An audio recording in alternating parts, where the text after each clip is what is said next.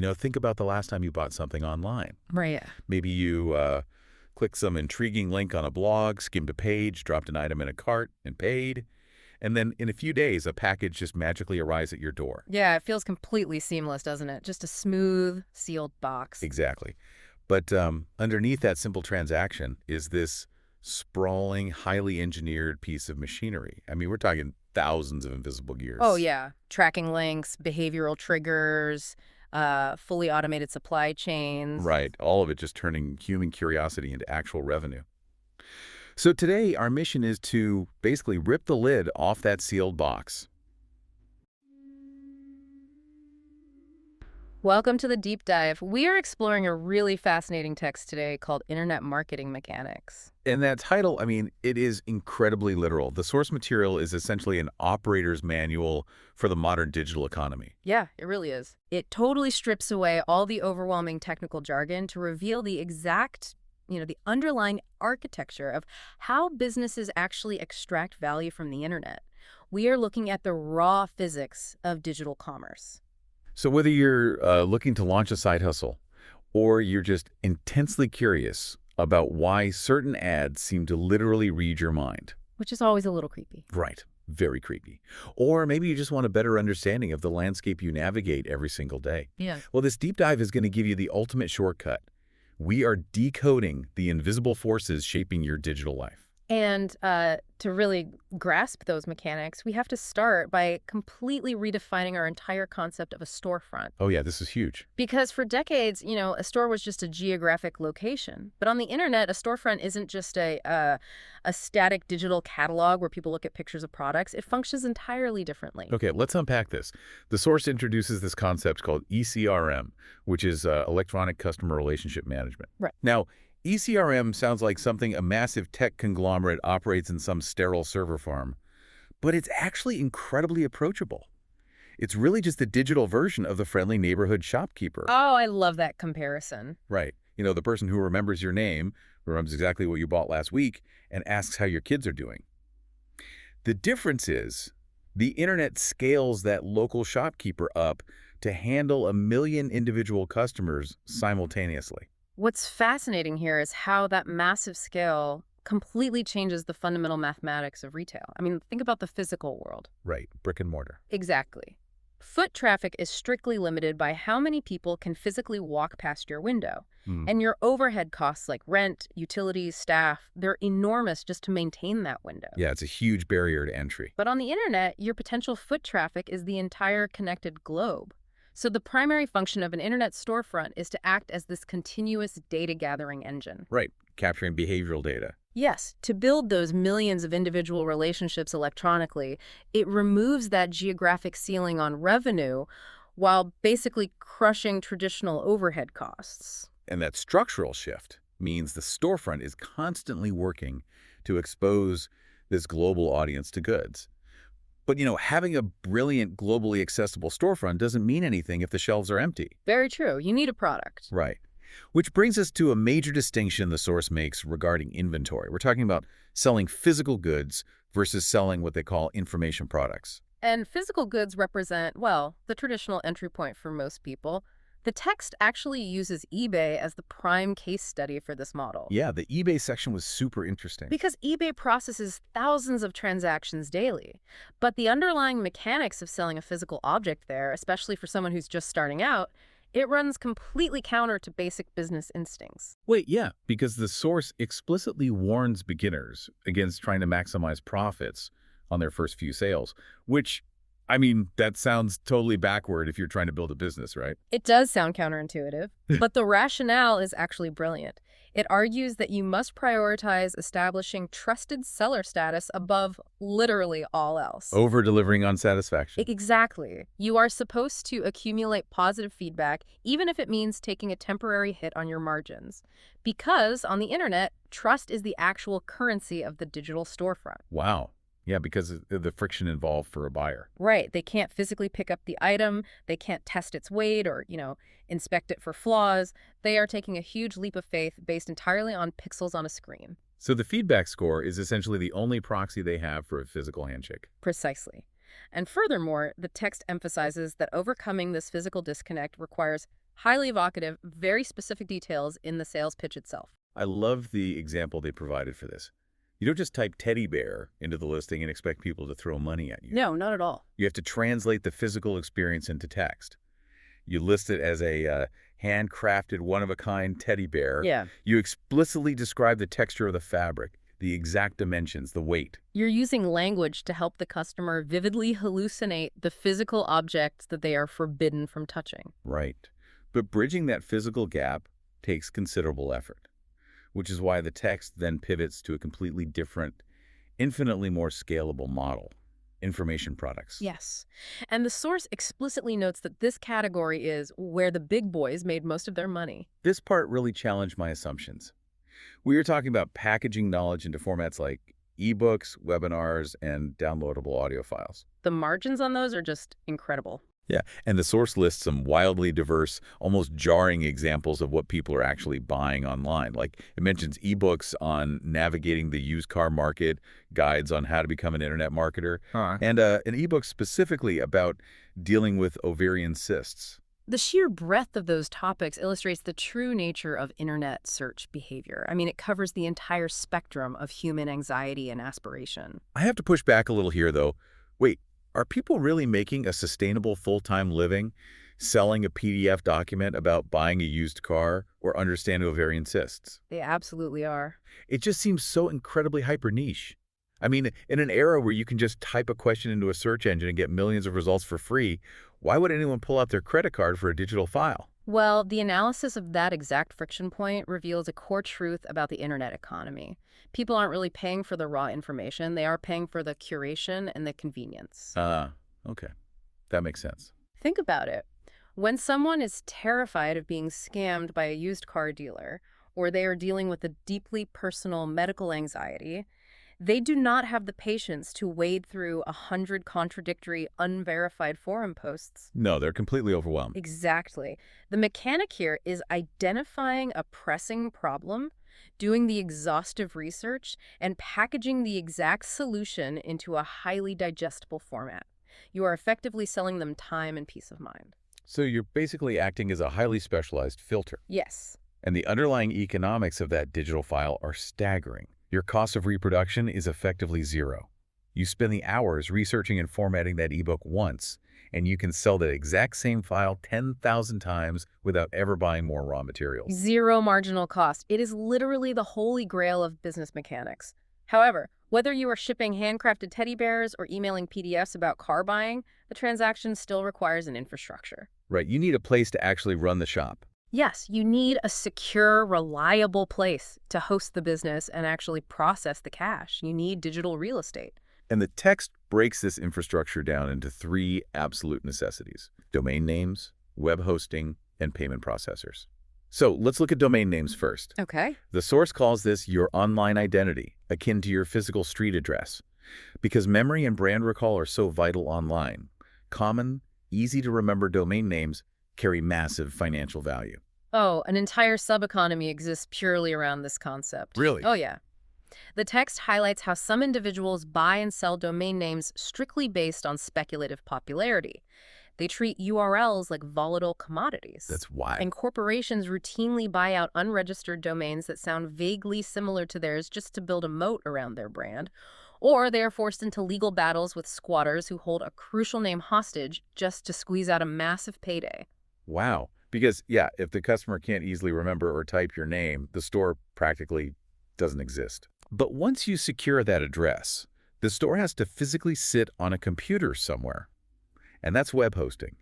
You're renting space on servers that keep your site visible to the internet 24/7. Right. But the source delivers a massive, blinking warning light about using free web hosting services. Yes, free hosting is incredibly dangerous to the underlying mechanics of a sale. Those services, they don't operate out of charity. They cover their server costs by forcefully injecting external advertisements, banners, and pop-ups directly onto your website. Here's where it gets really interesting.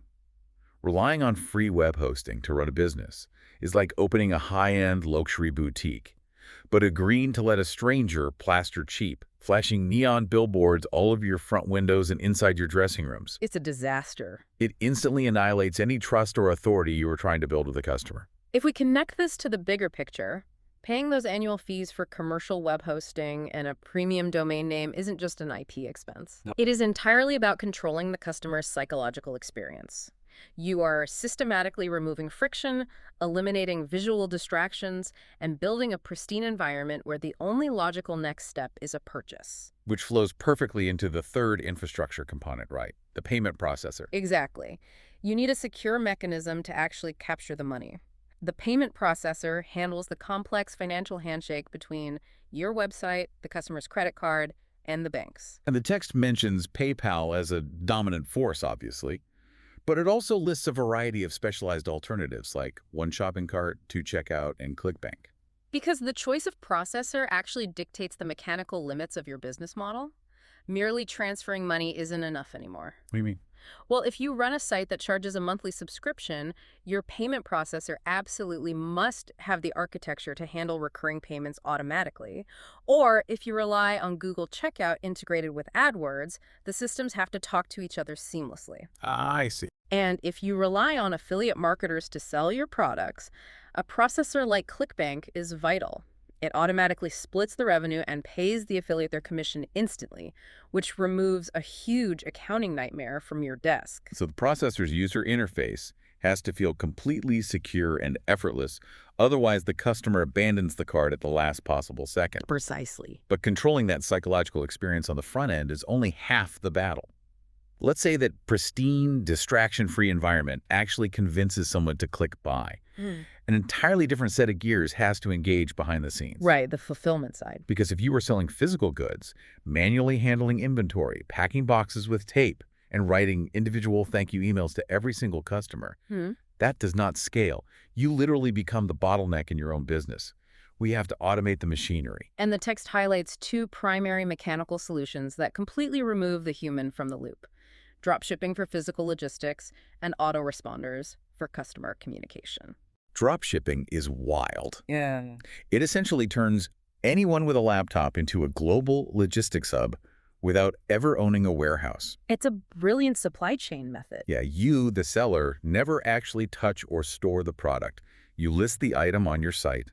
When the customer buys it, you forward that order and a portion of the payment to the actual manufacturer or wholesaler. And then they pack it and ship it directly to your buyer's door. Exactly. You simply pocket the margin between the wholesale price and the retail price. Mechanically, it neutralizes almost every traditional risk associated with physical retail. You Yep. don't have capital tied up in unsold inventory just gathering dust. Right. You don't need a secure physical location. You don't have to hire employees to handle shipping logistics or guard against theft. It strips the business down to pure marketing and customer acquisition. It gives you so much more free time. And since online consumers generally accept a slight delay in shipping, the fact that it's coming from a third-party warehouse doesn't really disrupt their experience. But, you still have to talk to them. The customer expects a receipt, tracking information, and support. Which brings us to the autoresponder. Right. The autoresponder is the engine of digital communication. It was originally designed for basic email management, but it has evolved into this sophisticated tool that automates the entire life cycle of customer service. So the moment a transaction clears the payment processor, The autoresponder instantly fires off a tailored thank you message, issues the digital receipt, and follows up with shipping notices. it also handles the long-term relationship, because the source notes that your existing customers are statistically the most likely demographic to buy from you again. Oh, absolutely. They're your best bios. So the autoresponder is programmed to send a sequence of newsletters, value adds, and future product catalogs. But looking at this critically, doesn't getting an automated email feel a bit, robotic? That's a valid concern. I mean, if the goal is ECRM building that digital shopkeeper relationship we talked about, how does a rigid piece of software actually generate genuine rapport with a human being? Well, the software bridges that gap through dynamic personalization. Personalization. Yes. The text points out a crucial feature where the autoresponder pulls the customer's actual first name directly from the payment data, and then it inserts it straight into the subject line and the body of the email. Oh, wow. The psychological analysis here is profound. Even though modern consumers intellectually know a machine generated the email, our brains are still hardwired to respond to our own names. We just can't help it. We fundamentally crave interaction that feels made especially for us. That tiny layer of personalization bypasses our digital cynicism, and it actively drives up open rates and sales. So the digital shopkeeper is greeting you at the door again using your first name. Okay, so the infrastructure is completely dialed in. The store is automated, the logistics are hands-free, and the communication is personalized. Yet, all of this brilliant machinery sits completely idle if nobody knows it exists. Yeah, a beautiful store in the middle of a desert makes no money. Right. We have to dive into the absolute lifeblood of the internet economy, traffic and leads. Because without traffic, all these mechanics are totally irrelevant. And the absolute foundation of driving traffic is understanding search intent through keywords. Keywords. The text is definitive on this point.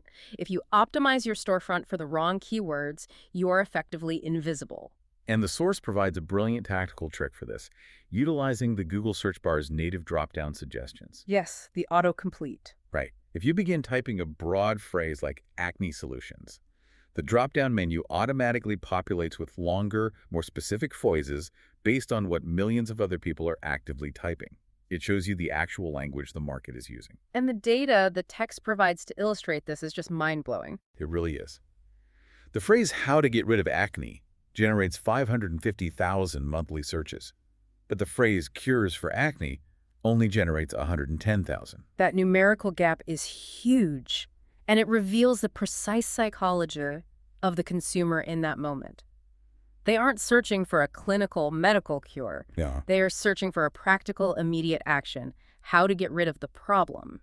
If you build your entire website architecture around the word cure, you are willfully ignoring over 400,000 potential customers every single month simply because you misunderstood their psychological state. So what does this all mean? Using the wrong keywords is like trying to hail a cab in a foreign country where you don't speak the language. Oh, good analogy. Thanks.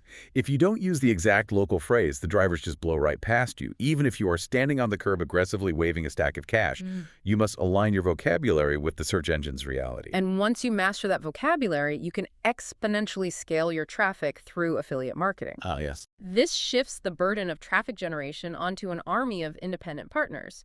It is a revenue-sharing ecosystem where other website owners actively promote your products using specialized tracking links. The source actually outlines 3 distinct payment models for these affiliates. Right. There's pay-per-click, or PPC, where the affiliate earns a micropayment simply for getting a user to click the link, regardless of what happens next. Yep.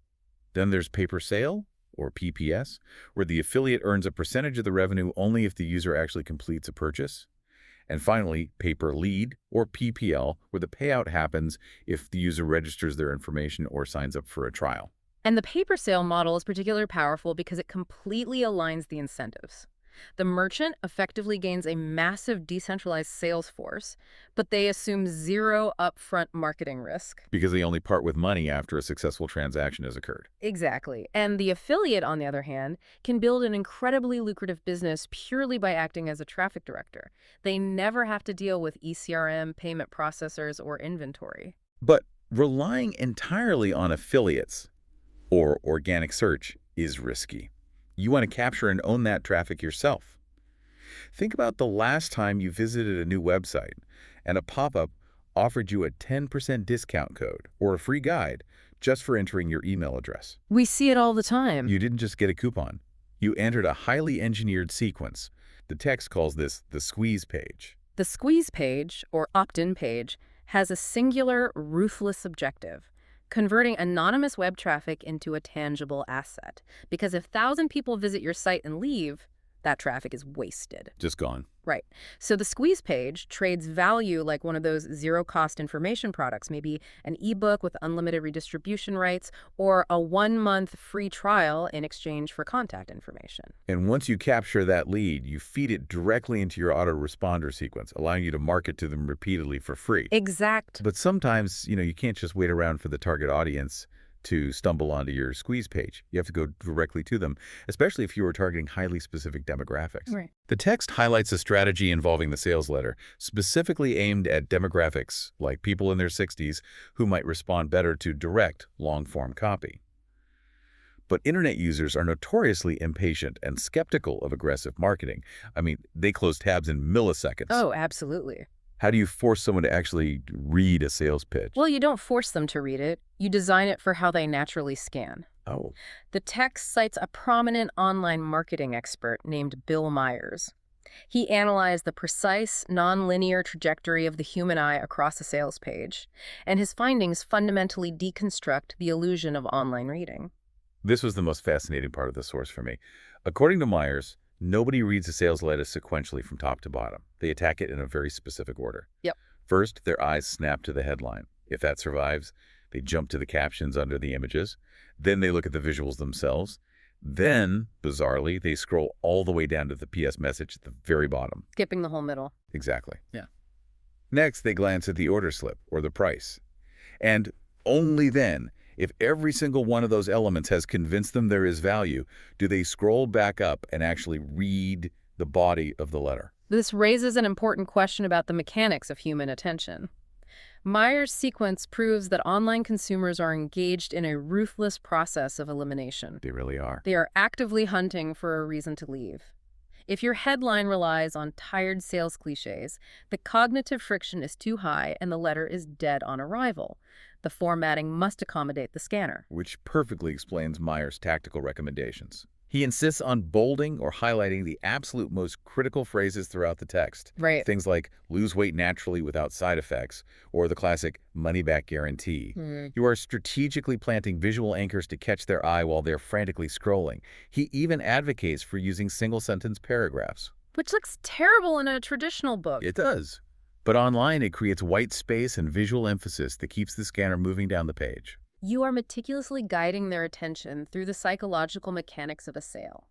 You are predicting their objections and answering them visually before the conscious mind even fully articulates the doubt. It really is a marvel of behavioral engineering. Yeah, Well, we have covered a massive amount of ground today. we really have. We started by dismantling the old idea of a store, replacing it with the ECRM model, a globally scaled digital shopkeeper gathering data. Right. We explored the mechanics of trust required to sell a physical teddy bear on eBay and the zero marginal cost brilliance of packaging hyper-niche knowledge into information products. Yes. We secured the necessary digital real estate, learning why clean commercial hosting and seamless payment processors are vital for removing friction. We completely automated the heavy lifting using the logistics of dropshipping and the personalized communication of autoresponders. All working together. And finally, we decoded the lifeblood of the system, capturing search intent with precise keywords, leveraging affiliate networks, trading value on squeeze pages, and formatting text to exploit the psychological scanning patterns of a sales letter. It is a profoundly interconnected ecosystem. Every single gear, from the domain name to the final PS in an email, relies on the component next to it to maintain the momentum of the transaction. So, to you listening, the next time you drop an item in a digital cart or you receive a promotional email that perfectly uses your first name, Right. or you find your eyes catching on a bolded money-back guarantee sitting alone in a single-sentence paragraph, Yeah. you will know exactly what you were looking at. You're no longer just a consumer clicking buttons. Yeah. You are witnessing the mechanics at work. Exactly. You are experiencing the visible output of a highly calibrated process designed to anticipate your needs, remove every obstacle, and seamlessly facilitate an exchange of value. I want to leave you with a final thought as you step back out into that digital landscape. Yeah. We explored how autoresponders use basic personalization, right? Sure. Inserting your name to bypass our skepticism and mimic a genuine human relationship. Right. As these automated systems evolve and the behavioral data they gather becomes exponentially more precise, we are rapidly approaching the threshold. Soon, the line between a genuinely personal recommendation from the human being and a purely automated algorithm executing a script may completely disappear. Wow. If a machine understands your pressing problems, formats the exact solution you need, and presents it to you before you even realize you want it, does it really matter that it's just mechanics? When you look deep enough under the hood of the internet, perhaps the gears have become so advanced that they've started to become indistinguishable from the lever. Until next time, thanks for taking the deep dive.